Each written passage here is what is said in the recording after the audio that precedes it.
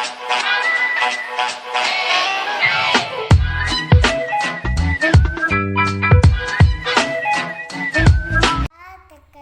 tombol subscribe, like, and comment gratis.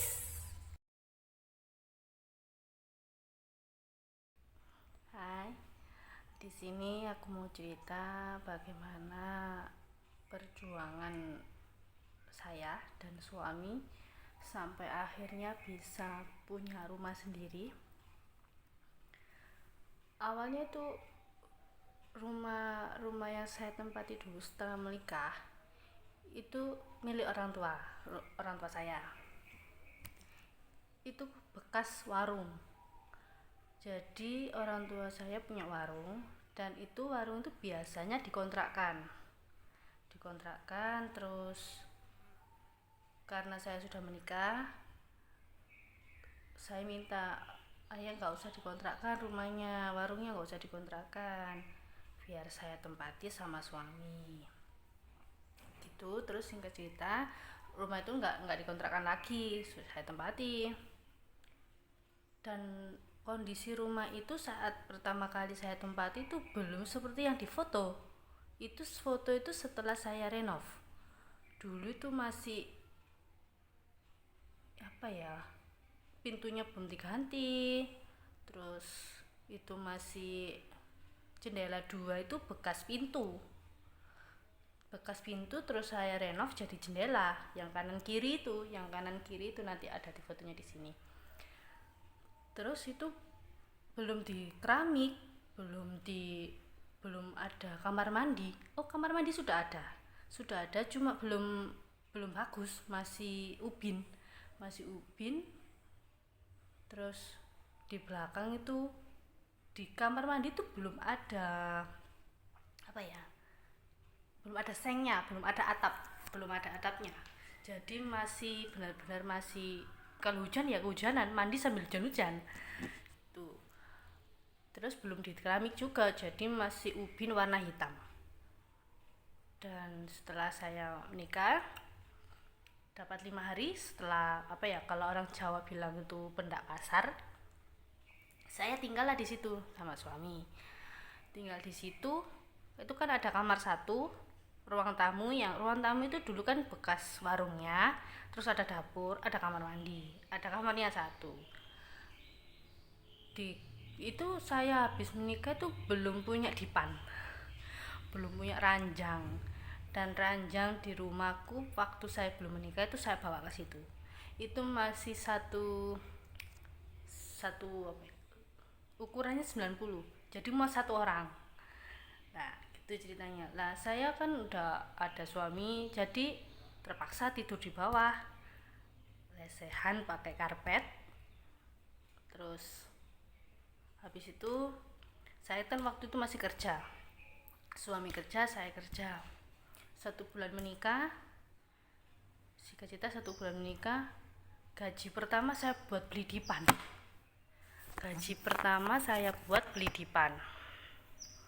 Beli spring bed sama dipannya juga. Itu waktu itu 1 set 3 jutaan. Itu gaji pertama saya, gaji pertama setelah menikah. Gaji saya pertama. Terus dan makan, untuk kebutuhan makan sehari-hari pakai gaji suami. Pertama beli dipan dulu. Setelah itu berjalan bulan kedua karena saya masak sendiri, dan untuk menghemat bahan makanan, untuk menghemat sayuran, untuk menghemat apa aja yang kan karena saya kerja, jadi ya harus cepet-cepet, harus belanja banyak terus biar bisa cepet kerja.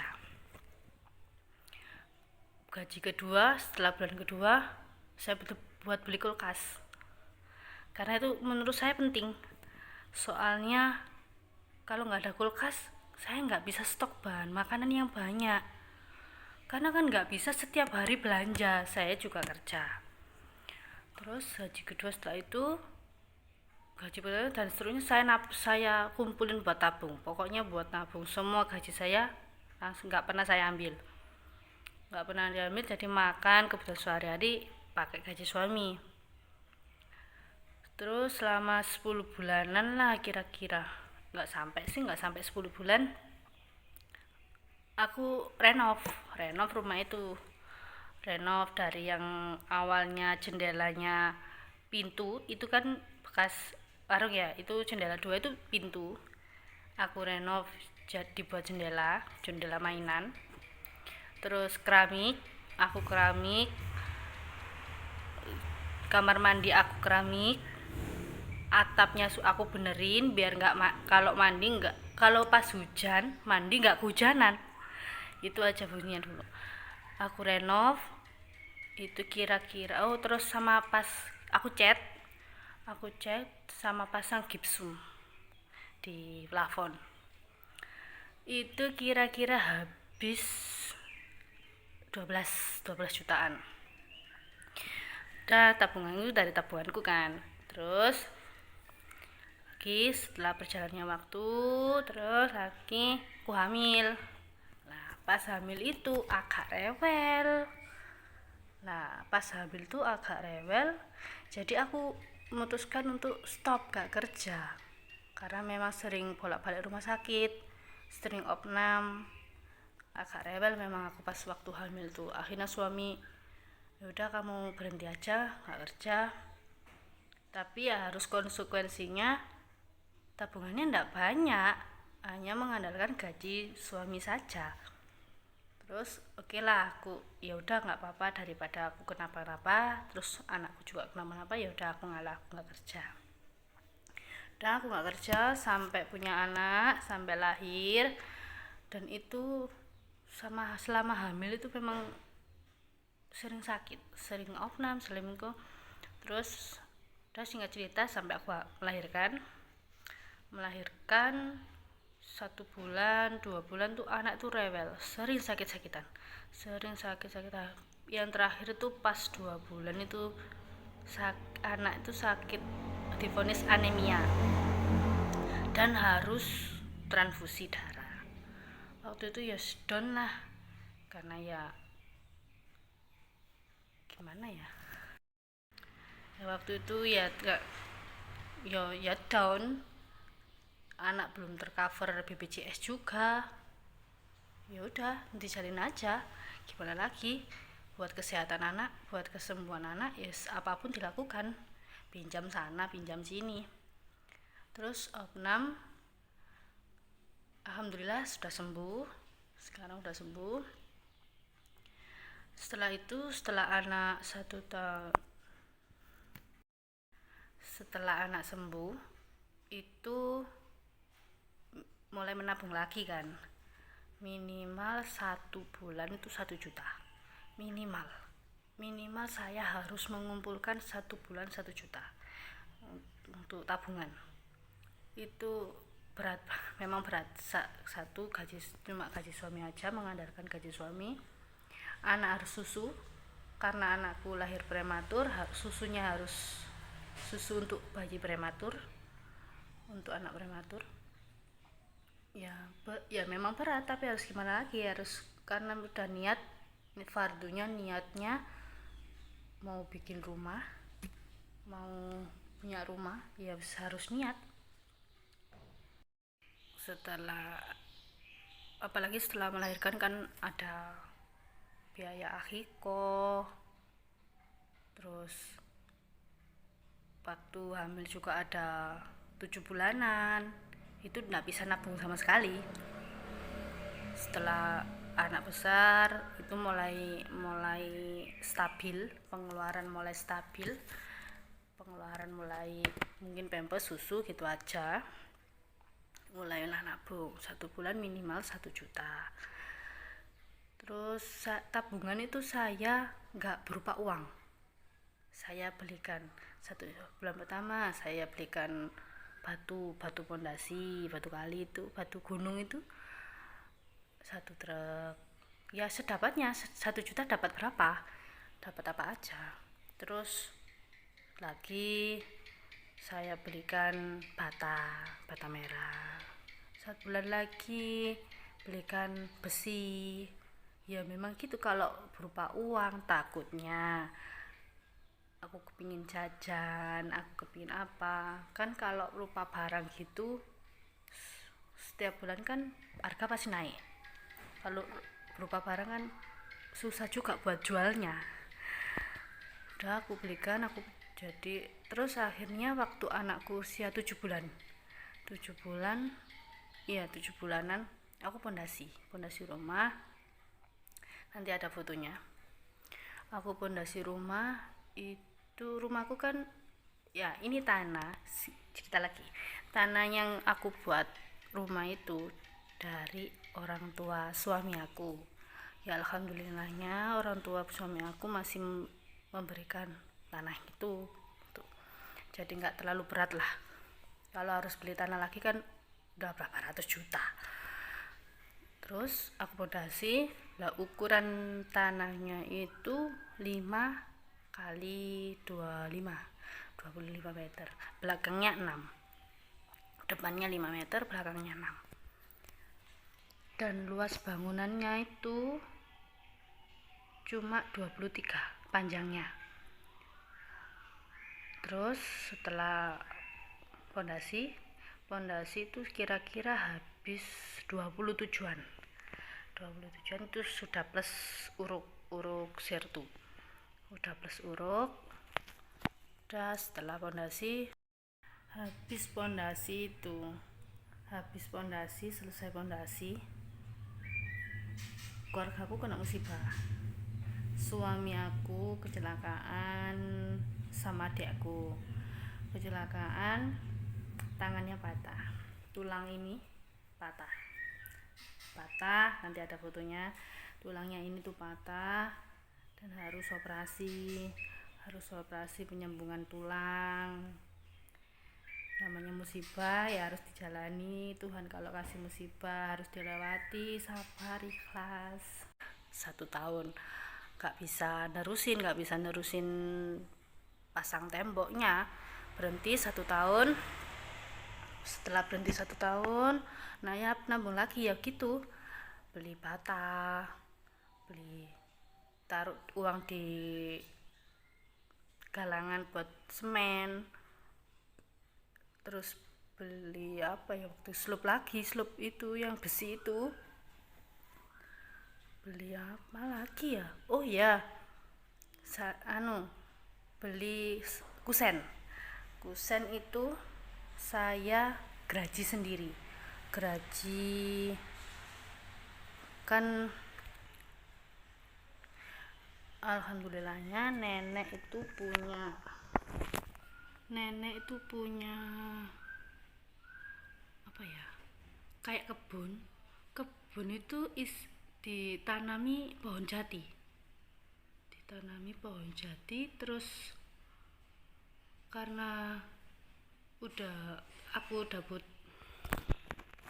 punya kebun dan ditanami pohon jati, dan itu karena aku juga butuh buat kusen, disuruh lah tebang. Udah kamu geraji sendiri jatinya, ya nyuruh tukang bukan saya. Nyuruh tukang geraji itu buat kusen sama buat jendela, buat pintu, buat apa ya, yang buat di atap itu apa itu namanya, balok atap. Aku ongkos geraji itu nanti ada fotonya di sini. Ongkos geraji kira-kira 5 jutaan. Nah 5 jutaan itu ya dari hasil nabung tiap bulan itu. Ongkos geraji itu 5 jutaan. Terus setelah geraji nunggu sampai kering kan, nggak bisa langsung dibuat kusen atau pintu, nunggu kering dulu kira-kira 2 bulanan, terus langsung dibawa ke tukang mebel kan, dibuat pintu, dibuat itu ongkosnya lagi 4 jutaan, kira-kira 4 jutaan. Itu belum pintu utama itu belum, karena jatinya jati kecil, nggak bisa buat pintu utama, takutnya jelek. Kalau pintu utama kan namanya yang di depan harus bagus kan, takutnya jelek. Kira-kira habis 4 jutaan. Setelah itu nabung lagi, terus buat ongkos tukang. Lama gak terkumpul banyak. Akhirnya tuh ada orang baik banget, saudara aku, adiknya ayahku, Le. Kalau aku panggil itu Le. Le aku namanya itu Abair. Abair tuh baik banget. Dia itu mau nangis. Dia itu mau pinjamin aku uang buat nerusin, buat biar bisa berdiri rumahnya. Minjemin biar bisa cepat berdiri, ya nanti kalau kembalikan ya dicicil setiap bulan. Waktu itu aku dipinjemin 15 juta. Banyak kan? Langsung setelah aku dipinjemin, berdiri tuh rumah. Mulai pengerjaan rumah, mulai berdiri rumahnya. Setelah berdiri sampai pasang genting. Waktu itu genting pun itu dapat arisan. Saya ikut arisan, dan arisan itu nggak saya ambil, kan ikut 2 arisan. Yang satu udah dapat, nggak saya ambil. Yang kedua dapat, saya ambil dua-duanya. Jadilah buat beli genting rumah. Buat beli genting, udah sampai pengerjaan, udah sampai genting selesai, sudah pakai sampai pasang genting selesai, berhenti lagi karena uangnya sudah habis. Terus harus gak bisa nabung, kan harus kembalikan uang yang dipinjamin Abah tadi. Jadi tiap bulan angsur ke Abah, angsur lagi ke Abah. Jadi nggak bisa nabung, stuck di situ. Akhirnya nggak, aku gini, terus rumah ini kapan selesainya kalau begini. Akhirnya anakku udah umur 2 tahunan, mau 2 tahun, jalan 2 tahun, belum 2 tahun. Aku bilang suami, ya aku gimana kalau aku kerja, ini mau sambil nunggu jemput anak sekolah, lihat jam. Ya gimana kalau aku kerja, kan anak juga udah besar, gimana kalau dititipkan. Terus suami saya bilang, ya terus dititipkan siapa? Anaknya, kasihan kalau dititipkan sama orang, takutnya nggak keurus atau apa. Terus aku bilang sama nenek aku, alhamdulillah nenek aku masih sehat, sama kakekku waktu itu masih sehat. Terus nenek aku bilang kan, Mak, aku kalau panggil Mak, aku mau kepingin kerja lagi biar rumahnya cepet selesai. Aku mau titip anakku Kairah, boleh? Ya nggak apa-apa, kan pakai bahasa Jawa. Ya nggak apa-apa, wis kerja. Anakmu tak tunggu, anak kamu aku tunggui, aku jagain. Terus ya langsung dong seneng ya, karena yang jaga juga nenek sendiri, pasti kan nggak mungkin ditelantarkan karena masih keluarga. Ngelamar kerja sana sini, cari kerjaan, terus dapat. Akhirnya 2 bulanan lah dapat kerjaan di pabrik sepatu. Setelah kerja, terus gaji dari hasil kerja saya nggak aku buat lagi, aku buat ngelunasin yang utang yang dipinjamin Abah waktu itu. Kerja sambil lunasin yang punya Abah itu, sambil nabung lagi buat beli misal keramik. Gaji dari suami buat nabung itu, beli keramik, beli batu alam, 1 juta lagi setiap bulan, 1 juta, kumpul 1 juta buat beli keramik, terus batu alam, terus WC, ya keperluan gitulah, keramik dinding kamar, dinding kamar mandi. Setelah itu kan jalan waktu terus sampai ngumpul ya lumayan banyak, tapi belum bisa renov lagi, belum bisa pasangnya sambil kerja lah. Baiknya si abah tadi yang minjemin tadi dipinjemin lagi 15 juta lagi. Wah, memang top, orang baik itu.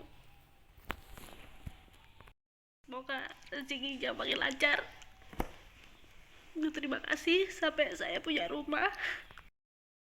Saya lanjutin. Tadi videonya saya cut, soalnya saya gak bisa berhenti nangis. Terima kasih banyak. Siapa? Kan dipinjemin lagi ceritanya sama Abah, 15 juta lagi buat renov, buat pasang lagi. Terus setelah dipinjemin ya langsung dong pengerjaan, langsung cari tukang, beli keramik lantai, terus selesai pekerjaan, selesai buat dinding, pelur dinding, selesai pelur. Singkat cerita, uang tuh sudah habis, tapi ruang tamu sampai teras belum sama sekali, belum selesai. Karena kan rencananya begini, saya ngerjakan itu dari belakang dulu, dari belakang, biar sewaktu-sewaktu kalau uang itu habis, dapur sama kamar sudah bisa saya tempati, minimal sudah bisa saya tempati. Ini anak saya habis jemput dia sekolah, pulang sekolah, anak saya sudah TK. Terus biar bisa saya tempati kan, kamar sama dapurnya tuh biar selesai duluan.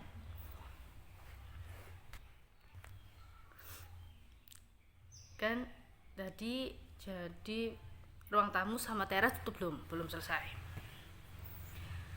Terus mau saya tempati itu tahun berapa ya, 2019.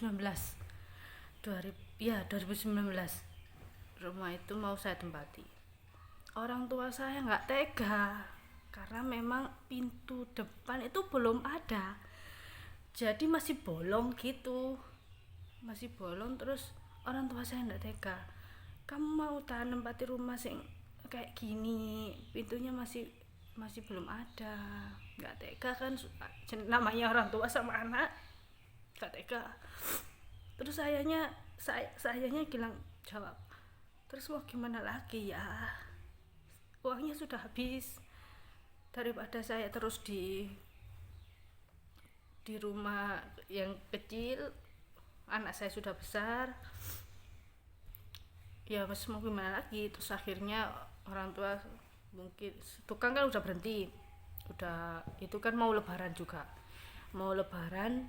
pas puasa tuh berhenti, kira-kira 2 minggu sebelum lebaran tuh tukang udah berhenti, udah kehabisan uang, berhenti. Setelah lebaran tuh kan namanya saudara banyak yang kesini lihat ke rumah. Alhamdulillah sudah selesai, meskipun ruang tamunya belum, terasnya belum. Nah setelah lebaran rencana mau masukin rumah. Terus orang tua gini, tak pinjemin uang, tapi aku yo angsur. Aku orang tua ndak punya uang cash, jadi orang tua itu pinjam uang dari orang, nanti orang tua saya itu yang angsur setiap bulannya. Waktu itu pinjam 8 jutaan, pinjam buat beli keramik ruang tamu sama teras, sama pasangnya juga, sama dindingnya, aci dinding, pasang pelur dinding pun belum. Terus setelah itu saya jawab, gak berat ya, aku kasihan sampean. Enggak, insya Allah kalau angsur 1 bulan, kan 1 bulan tuh 8.800.000 1 tahun. Insya Allah bisa. Orang tua nguatin, udahlah wis gak apa-apa, wis bismillah, niat bismillah, nantilah Allah kasih jalan.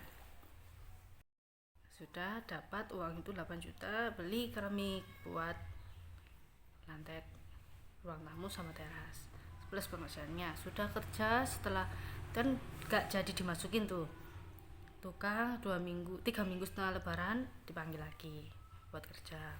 Udah kerja selesai, itu saya udah nggak punya uang sama sekali, setelah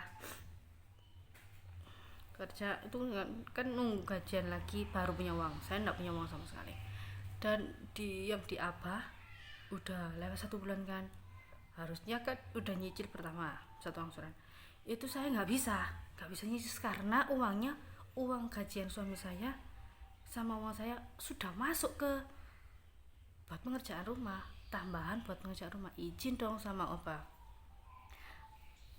bulan ini nggak bisa angsur dulu karena uang gaji suami buat nambahin pengerjaan rumah. Baiknya Abah, iya, angsur kalau sudah ada. Top. Memang apa itu. Terus setelah itu selesai kan rumah, selesai, singkat cerita selesai, rumah itu sudah selesai, sudah jadi, tinggal masukin. Oh ya, lagi pintu depan itu belum bisa beli pintu, jadi nggak bisa beli pintu. Terus kan 8 juta tadi buat beli keramik lantai sama pasang. Terus ini aku kurang berapa gitu loh buat beli pintu itu. Beli pintu itu 1 pasang 2,5 juta. Udah gajian lagi buat beli pintu. Nah, beli pintu sudah dapat pintu, sudah pasang, selesai, masukin dong. Lah pas masukin itu kan kalau di kampung kan kalau masukin harus apa ya, tasyakuran memasuki rumah. Itu perlu biaya lagi kan. Nah, itu masukin itu waktu besaran haji, habis lebaran haji baru saya masukin rumah. Itu semua gaji aku suami buat biaya tasyakuran itu, gaji bulan lebaran haji itu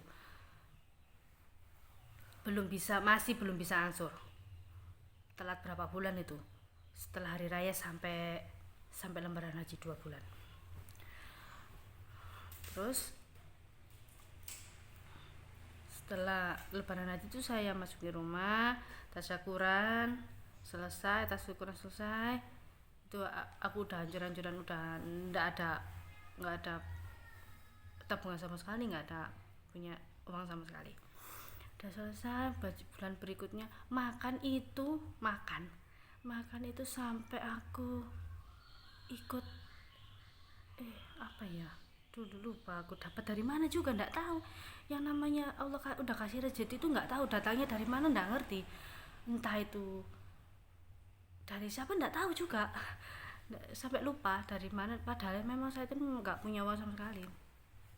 Gajian berikutnya kan saya kerja, udah mulai stabil kan, langsung ke apa, dan yang ayahku angsur ke orang itu, ke pinjaman itu, langsung mulai stabil, jalan berapa bulan, jalan sampai akhirnya alhamdulillah sudah lunas. Yang di apa sudah selesai, sudah lunas. Yang ayahku juga alhamdulillah sudah lunas. Jadi gitu kisah perjalanan dari ndak punya rumah petak, bukan ndak punya rumah, bukan nggak ada rumah petak bekas warung itu, sampai akhirnya punya rumah sendiri. Alhamdulillah. Allah, kalau sampai kadang itu aneh, aku bisa ya sampai segini, padahal rumah itu kalau di total itu habis kan, saya tuh kalau setiap beli saya total beli ini berapa, ongkos tukang berapa, saya catat. Kalau di total itu habis kira-kira 200. Dan itu dari mana? Ya, nggak tahu ya wis. Kalau Allah sudah berkehendak, semua pasti bisa. Jalan ada, selalu ada jalan kalau Allah sudah berkehendak. Yang penting satu niat, dua usahanya, ketiga doa, minta sama Allah. Sampai akhirnya saya punya rumah, alhamdulillah. Sekarang saya sudah menempati rumah sendiri, meskipun belum cat, meskipun belum ada plafon, tapi minimal sudah bisa saya tempati, sudah tidak kepanasan, sudah tidak kehujanan, tidak kesempitan. Karena rumah yang dulu rumah petek itu hanya 5x5, ukurannya hanya 5x5. Sekarang udah lega, kamarnya sudah 3, udah punya kamar mandi bagus, sudah punya dapur bagus, alhamdulillah. Allah, terima kasih Allah. Udah ya, bye bye. Semoga kisah ini menginspirasi buat semua yang masih berjuang, belum punya rumah dan masih berjuang. Jangan patah semangat, terus berjuang, berusaha, terus berdoa. Kalau Allah sudah kasih jalannya, tidak ada kata susah, pasti ada aja jalannya. Dah. Assalamualaikum, terima kasih udah menonton. Subscribe, like kalau kau suka ya, subscribe biar aku terus bisa cerita sama kalian gimana kelanjutan part 2-nya nanti ya, nonton lagi. Dah, bye bye, assalamualaikum.